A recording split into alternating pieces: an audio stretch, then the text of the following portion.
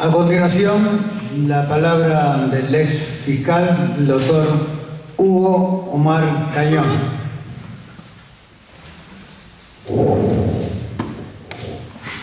Bueno, ante todo, debo agradecer muy especialmente esta invitación y felicitar a la Asociación Bancaria por esta iniciativa que tiene que ver con el compromiso profundo con la defensa de los derechos humanos.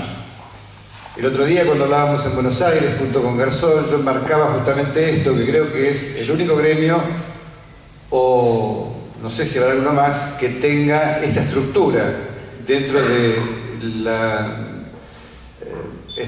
armazón del país, con esta posibilidad de articular una política de derechos humanos dentro del gremio. El año pasado participé también en la primera actividad que se hizo en Buenos Aires. Este año también me han invitado nuevamente, lo cual para mí es una honra y un privilegio muy especial, y lo agradezco particularmente. Y acá estar en Bahía Blanca, en mi ciudad, con un compañero que hemos compartido desde el colegio hace ya largos años,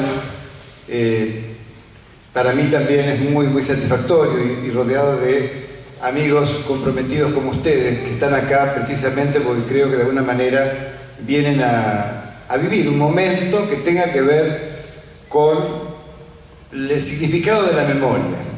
Estamos viendo el Día de la Memoria, 24 de marzo, un día que se establece justamente para hablar de memoria, y en esto tenemos que marcar que la memoria es algo que no tiene que ver con la historia. La memoria es algo vivencial, algo que tiene que ver con la interioridad del individuo, porque los hechos que transcurrieron en el pasado, hechos que ya no están, hechos que son irrepetibles, hechos que de ninguna manera podemos recrearlos porque están desaparecidos en la historia del tiempo, no están más. Somos presente, nada más que presente, tampoco somos futuro. Lo que va a venir, aun cuando sea algo anunciado para el día de mañana, levantarnos a determinada hora, todavía no sucedió y por tanto no existe. Y ese pasado tampoco existe. Entonces somos hoy, acá y ahora. Entonces, ¿qué es la memoria? Podemos investigar qué ocurrió, estudiarlo, sacar datos históricos, fechas, momentos, guerras, conflictos, peleas, quién murió primero, quién destronó al otro. Pero en última instancia, esto que estamos haciendo acá es algo que, bien lo decían, es recordar, y de alguna manera, como dice Eduardo Galeano, el recordar es ese pasar nuevamente por el corazón. Y acá estamos pasando por el corazón acontecimientos muy particulares que tienen que ver con nuestra propia integridad personal, nuestros propios valores, nuestros compromisos y nuestra militancia de vida. Para eso recordamos. Para eso traemos ese pasado que no termina de pasar porque está transcurriendo en el hoy de nosotros. Nos está incidiendo en el hoy de nosotros.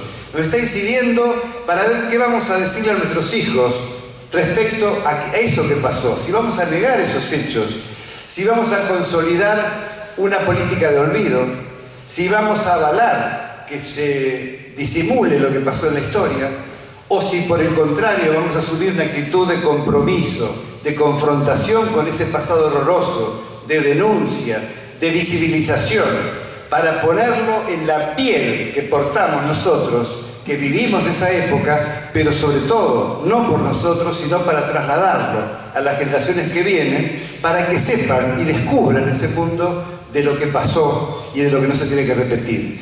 En la historia se repiten sistemáticamente y periódicamente políticas de masacre, de exterminios colectivos, que tienen que ver con esto que decía tan excelentemente y que suscribo en su totalidad Walter Larrea, que tiene que ver con las políticas que hacen a intereses económicos, que tiene que ver con el manejo de estructuras de dominación de unos sobre otros. El exterminio, cuando se establece para sacar de circulación a determinado grupo, a determinado sector, a determinado enemigo, tiene que ver con esto, de hacer prevalecer los intereses que se defienden. Es el famoso derecho penal del enemigo. Se va instalando lentamente la idea de que hay un otro diferente a nosotros. Cuando digo nosotros, son estos que manejan el discurso del poder. El nosotros somos los que pertenecemos, el poder es el que pertenece. Y hay algunos otros que son los que se desvían de esa estructura que se quiere manejar y que los van configurando como peligrosos, como amenazadores, como aquellos que pueden destronar a esta estructura que está montada y a estos intereses que hay que defender. Entonces, ¿cómo disputar ese poder? Los que tienen el poder, los que han manejado el poder, los que manejan el poder a nivel estratégico internacional, comenzando por los Estados Unidos en el manejo imperial en la época actual, pero esto viene desde tiempos remotos con todos los imperios y con todas las dominaciones de unos pueblos sobre otros. Tienen aliados internos que tienen que ver con las clases dominantes y que son los que instalan la idea de que ellos son los fundadores de la patria, que ellos son los dueños de la tierra, que lo tienen por derecho natural, inclusive, y con un carácter hereditario, transmisible, y que nadie lo puede tocar, que es algo invulnerable. Guay de aquel que se anime a sacarle una franja de ese poder concreto, porque justamente se convierte en el peligroso, el amenazador, y el que hay que sacarlo de circulación.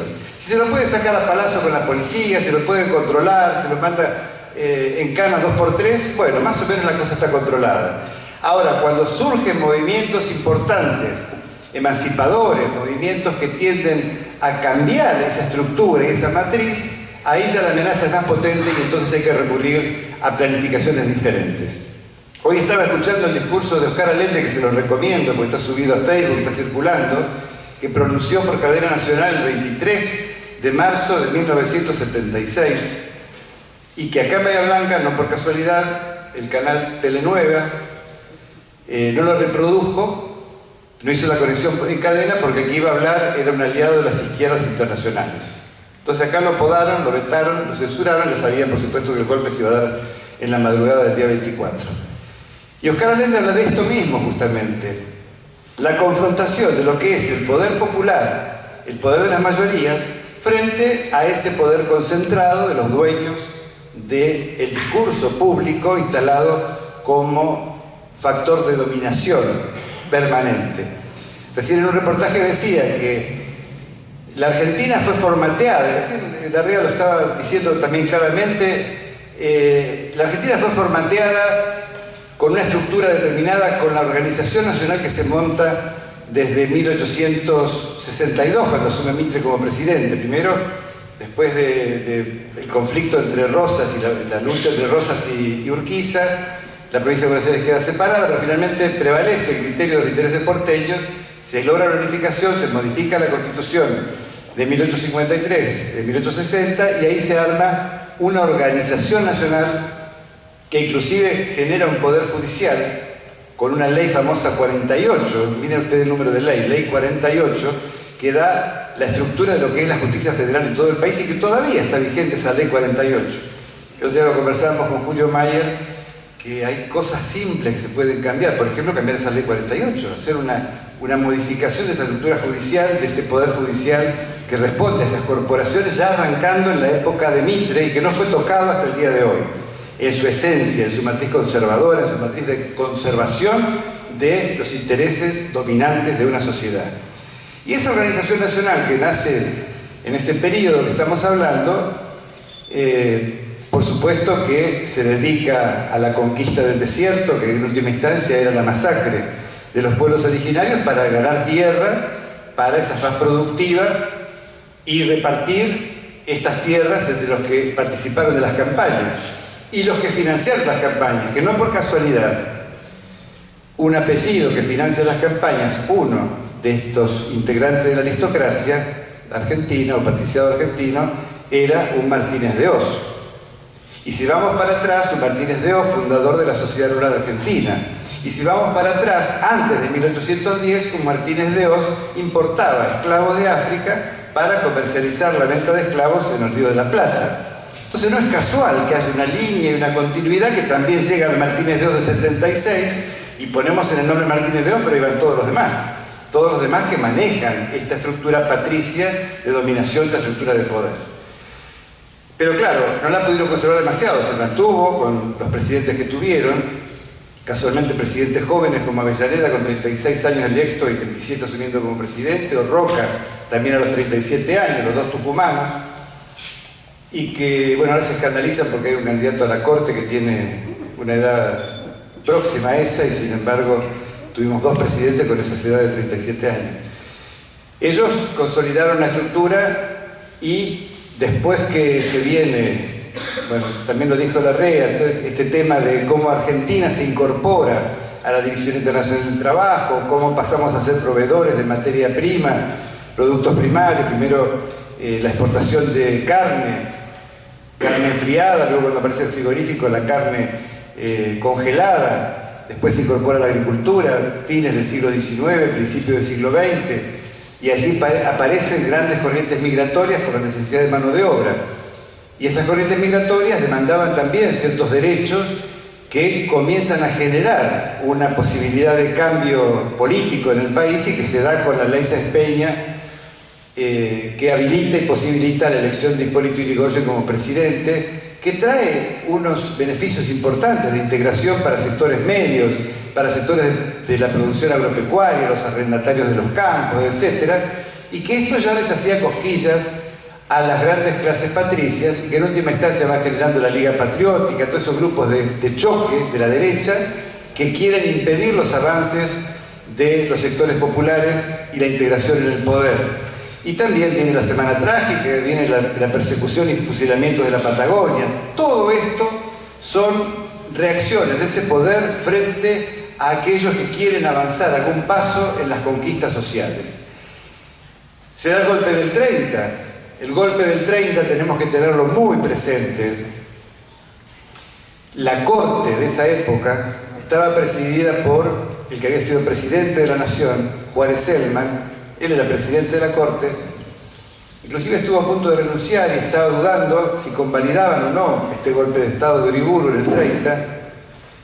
El golpe fue el 6 de septiembre y a los pocos días, 10 u 11, no recuerdo exactamente si fue el 10 o el 11 de septiembre, por redacción de un integrante de esa Corte, de apellido bien socialista, Nicolás Repetto, hace la legitimación del golpe de Estado del 30, diciendo que, bueno, había un control territorial, había manejo del poder, había respeto a la división de poderes, significaba respeto a la Corte, no al poder legislativo que fue disuelto, y por lo tanto era la revolución triunfante y debía ser reconocida. Y esa acordada, para todos los que no son abogados, tengan en cuenta esto, los jueces y la Corte inclusive dictan sentencias cuando tienen un caso para resolver. Y después hay otras cosas que la resuelven por vía de acordada. La acordada es una resolución administrativa, una resolución interna, pero que tiene alcances externos, como por ejemplo la acordada que establece que los jueces no pagan impuesto a las ganancias, los jueces y los fiscales no pagamos impuesto a las ganancias. ¿Por qué? Porque la Corte menemista dijo que se podía afectar el principio constitucional de intangibilidad de las remuneraciones de los jueces y eso afectaría la independencia de los mismos. Por lo tanto, había una disposición legal que establecía que los jueces pagaran ganancias, pero por esa acordada resolución administrativa no pagamos impuestos a las ganancias. Ahora también con las leyes de democratización de la justicia, también la Corte dijo, está bien, hay una ley, pero declaración patrimonial de los jueces, no. Ingreso por concurso, selección y sorteo de los empleados, no. ¿Por qué? Por resolución de acordada de la Corte y por arriba de eso no hay nadie que decida lo contrario. Ahora, volviendo al 30, esa acordada, esa resolución administrativa de la Corte legitimó un golpe de Estado y luego fue utilizado en sucesivos golpes de Estado para proceder del mismo modo, arrebatando el poder y evitando que el poder descanse en el pueblo y se manifieste a través de las elecciones. Ese poder judicial entonces tiene una responsabilidad primaria en todas estas complicidades y así vinimos transcurriendo. Llega el 45, como también bien lo marcaba Larrea, y ahí viene lo que todos conocemos como el estado de bienestar. Hay una distribución de la riqueza realmente, 50 y 50 de distribución de la renta del país, entre los trabajadores y los propietarios de los medios de producción, y ese estado de bienestar quedó muy bien consolidado. Tan consolidado quedó que pese al golpe de Estado del 55,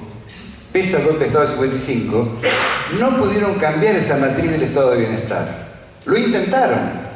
Vino el plan Presbich, que estaba en la CEPAL, comenzaron algunas reformas, modificaciones, pero la estructura y la matriz del estado de bienestar no pudo ser rota.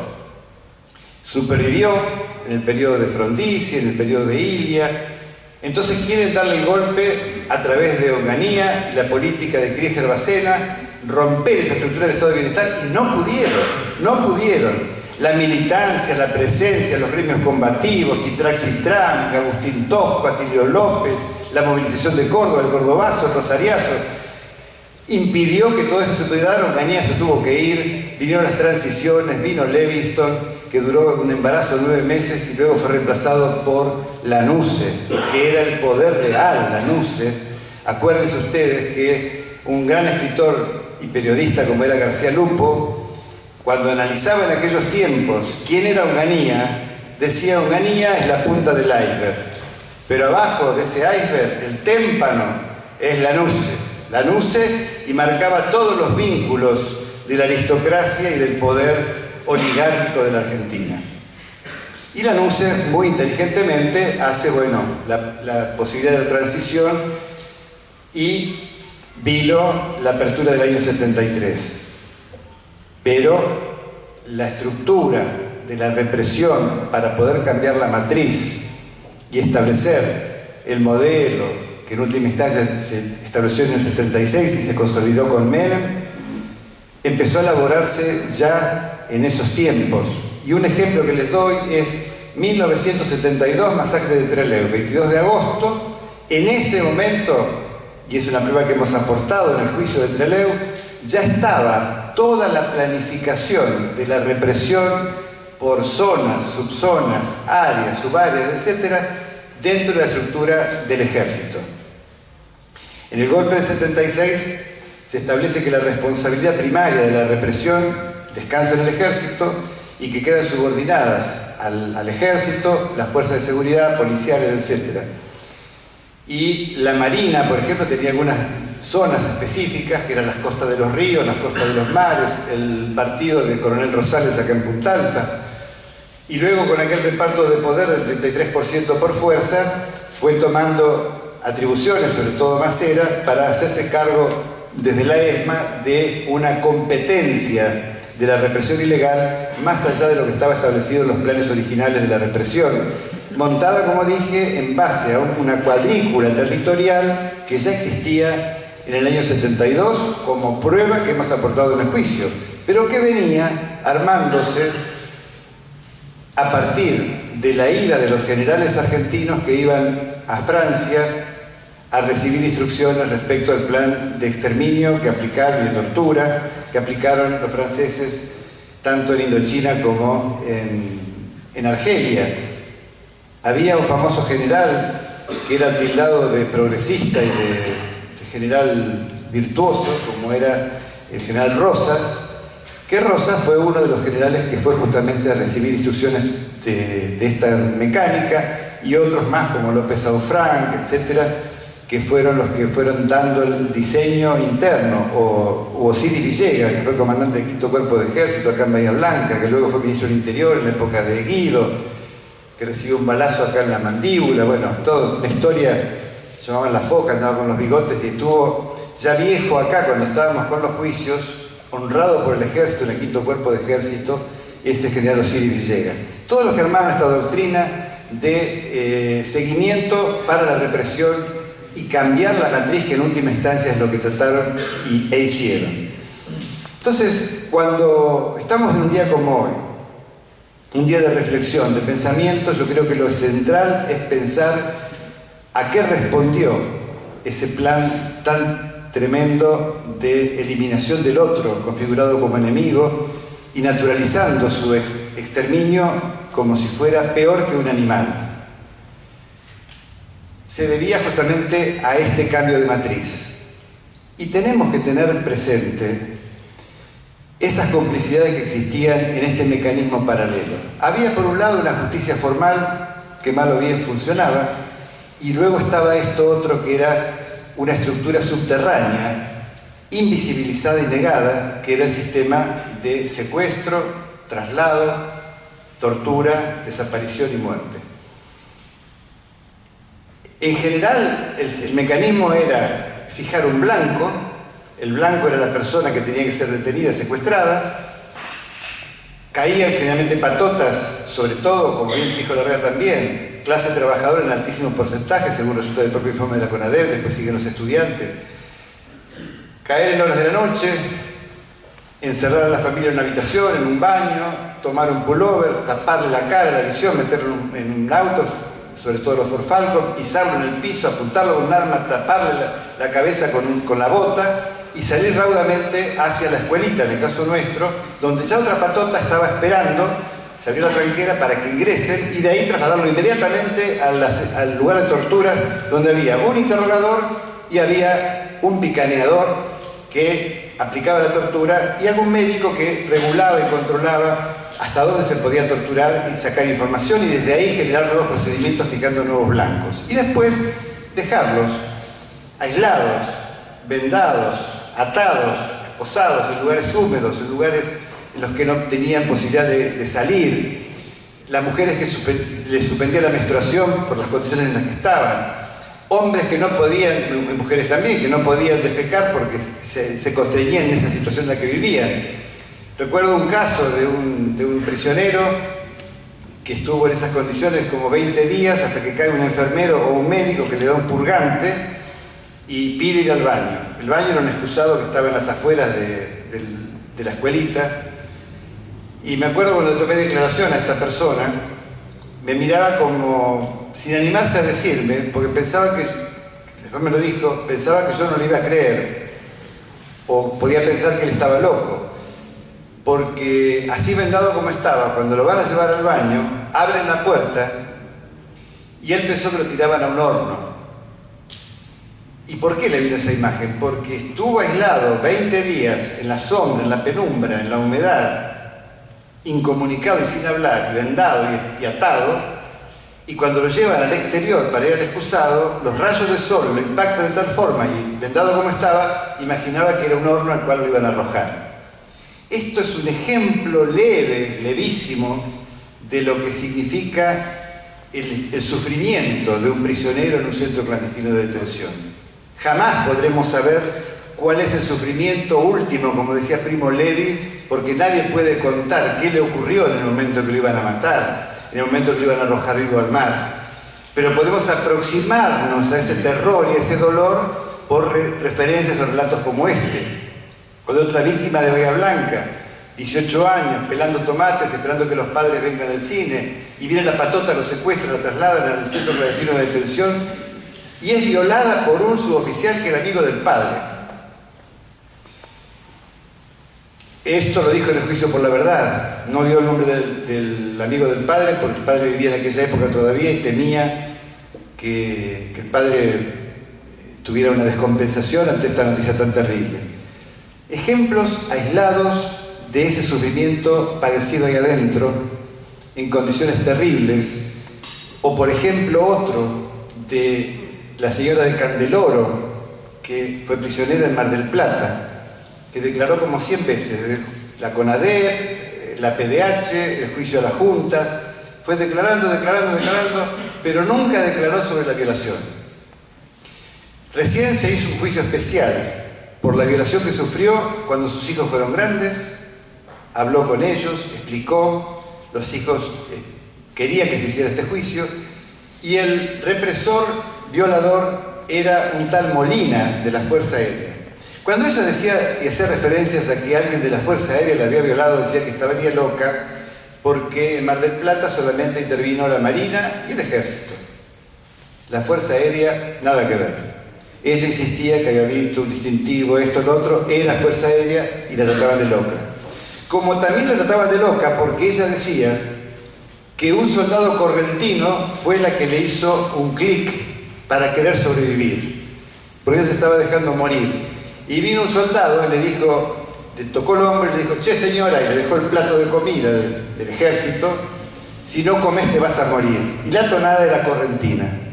Con estos juicios que se están realizando, ya hubo condena contra Molina, contra este violador, que les cuento entre paréntesis para que nos aproximemos un poquito al horror. Había una mesa de torturas en Mar del Plata y una víctima decía que la había reconocido, estaba en la Marina esa mesa, y por el formato de las patas, la altura, etc., la había reconocido como la mesa de tortura. Y le decía que no podía ser. ¿Qué ocurrió? Que le habían puesto una fórmica arriba de la mesa donde torturaba. Tanto se insistió y al final los jueces accedieron, se pudo hacer una investigación de la mesa, se sacó la fórmica y estaba la silueta del cuerpo humano impregnada en esa mesa de madera. Y esta señora de Candeloro relataba, porque el marido murió en la tortura, por supuesto hicieron aparecer que fue un intento de fuga, que murió en la fuga, pero se pudo probar y ya se condenó por la muerte en la tortura. Cuando los jueces, y algún juez de acá de Bahía intervino en el juicio de Mar del Plata, querían pasar a otra etapa, superar esto porque no le interesaba mucho, y ella los paró. Le dijo: no, señores jueces, ustedes, yo esperé muchos años para este juicio y para hablar. Quiero que ustedes sepan qué es lo que pasaba. Cuando a uno lo torturan, le pasan corriente eléctrica, el cuerpo deja de controlar esfínteres. Entonces, a mi marido lo torturaban, defecaba, se orinaba, yo tenía que ir, limpiar los excrementos de él, y en ese lugar me colocaban a mí y allí me torturaban. Y cuando yo estaba invadida por la tortura y la electricidad y estaba en condiciones de no poder defenderme, allí es cuando me trasladaba este represor Molina y me violaba. Es un ejemplo también, un pincelazo suelto que les doy para que nos metamos un instante en el horror de lo que significó ese sistema clandestino de exterminio mientras funcionaba por arriba esa otra justicia formal. ¿Y qué hacía un familiar? Iba al juzgado de acá de Bahía Blanca, Madueño, el secretario Sierra, la secretaria Girotti. ¿Qué hacían? Habeas corpus, que el habeas corpus es un instituto que se creó hace ya cientos de años, que con aquellas arbitrariedades de los déspotas encerraban a un tipo, lo metían en un pabellón de un castillo y se perdían el túnel del tiempo. Entonces, el habeas corpus significó traer el cuerpo, vemos el corpus, tenemos el cuerpo, el juez lo veía, se veía de qué se trataba, podía escuchar y analizar. Esto se establece en la Constitución Nacional, es un mecanismo legal, y la dictadura lo dejó. Entonces, había un familiar que le había desaparecido su hijo y presentaba un habeas corpus. Los abogados, en general, no firmaban o no se animaban a firmar porque corrían serios riesgos. Y doy ejemplos de La Plata que me ha tocado directamente. El doctor Marchetti, el doctor Chúa, son dos desaparecidos que eran abogados que presentaban habeas corpus y defendían a los familiares de los desaparecidos. Madueño recibe habeas corpus, pide informes, todo formalmente se hacía bien, se manda a pedir informes al Ejército, a la Marina, Fuerza Aérea, Gendarmería, Policía Federal, Policía Provincial, a ver si fulano de tal se encuentra detenido, desde qué fecha y por orden de quién, bla, bla, bla, bla, todo en el oficio que se mandaba a cada fuerza. Cada respuesta que venía, Ministerio del Interior también. Fulano de tal no se encuentra detenido, se desconoce su paradero. Todas respuestas así. Frente a eso, el juez, ¿qué hace? De buena o de mala fe, rechaza el habeas corpus, dice: no se hace lugar porque no está detenido, el Estado no lo tiene detenido. Hasta ahí podemos hablar de un simulacro de la justicia, y algunos jueces como Zaffaroni rechazaban el habeas corpus, pero habría una investigación en paralelo para empezar a escarbar, a ver si podía rastrear algo respecto a esa persona que le habían avisado que no se tenía noticias de ella. Pero otros jueces, como este Madueño de acá, que murió impune, no solamente rechazaba el habeas corpus, sino que le imponía las costas. Imponer las costas es ese expedientito que se arma, tiene un gasto. Entonces, si uno gana el trámite, es sin costa, no paga nada. Si lo pierde, teóricamente le tienen que hacer pagar los gastitos del juicio, que puede ser 20 pesos, 30 pesos, y acá le aplicaban las costas para que pague eso. Y a mí me tocó, cuando empecé a trabajar en estos casos como fiscal, que vino una madre a testimoniar por la desaparición de su hija, y me dice, yo presenté un habeas corpus, me lo rechazaron, y bueno, no sabía dónde estaba mi hija, me quería ir del país, voy a hacer el trámite de migración y no puedo salir del país. ¿Por qué? Porque después se entera que no pagó las costas que le impuso el juez Madueño y no se conformó con imponerle las costas, sino que además le trabó embargo por esos 20 o 30 pesos que tenía que pagar. Y además comunicó a Migraciones que guay que salga del país sin pagar esto que debe acá, que son 20 o 30 pesos. ¿Para qué hacían eso? Parte del sistema de persecución, de acompañamiento criminal, de persecución a la familia y el cercamiento respecto al desaparecido. Eso es lo que funcionaba aquí. Y vean ustedes un ejemplo más. Un cabo del ejército en esos tiempos secuestra un matrimonio y mata a ese matrimonio, acá en Bahía Blanca. Esto, el cabo este, era parte de las patotas que integraban la represión ilegal, el sistema clandestino.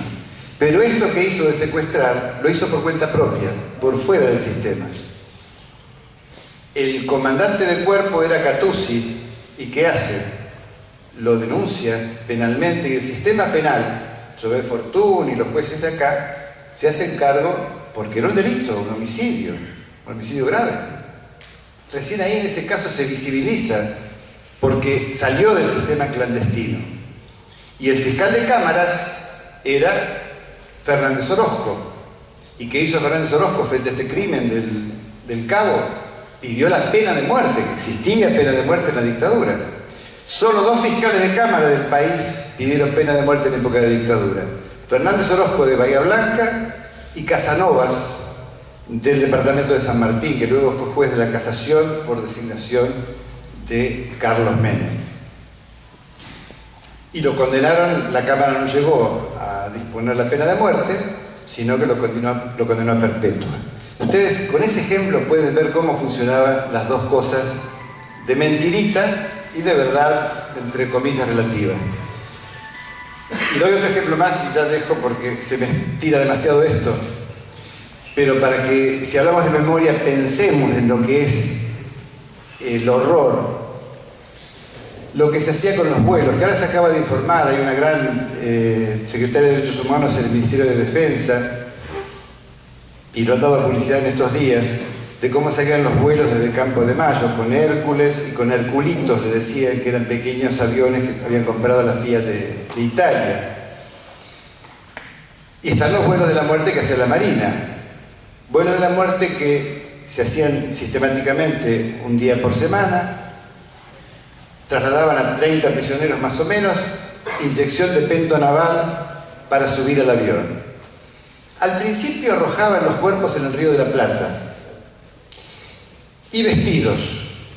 Y esto les trajo complicaciones a la dictadura militar, porque algunos cadáveres aparecían flotando en las costas uruguayas y no había justificación porque aparecían, por ejemplo, monedas argentinas en sus bolsillos y no podían decir que eran, como decía la dictadura, marineros coreanos que andaban en embarcaciones de pesca y se habían caído al mar y que habían flotado y fueron a parar a Uruguay.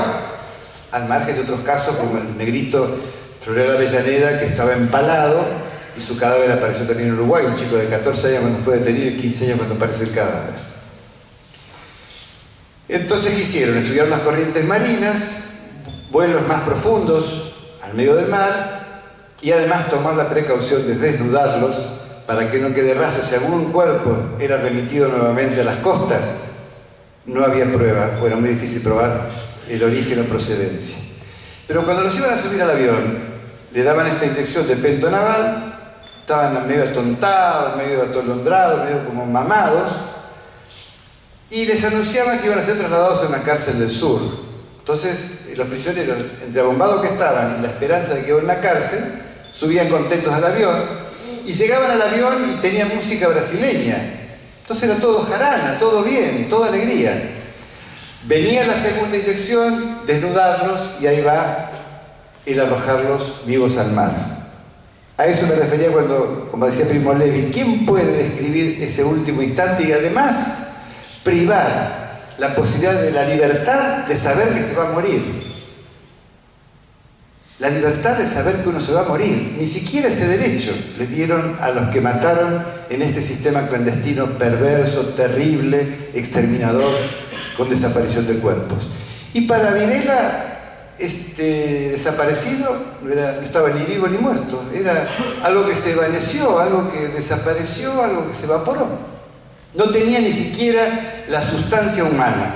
Por eso cuando Emilio Mignone plantea los juicios por la verdad, era por el derecho que tienen todos los pueblos de la humanidad a lo largo de la historia de elaborar los duelos, saber que alguien murió y con el ritual que sea, con la religión que sea, o ateo como sea, pueda asumir esta posibilidad de saber que alguien se murió.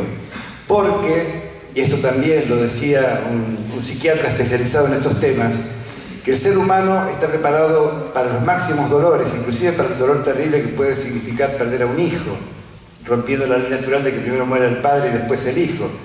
Pero para lo que no está preparado el ser humano es para vivir en la incertidumbre, el no saber si algo es o no es.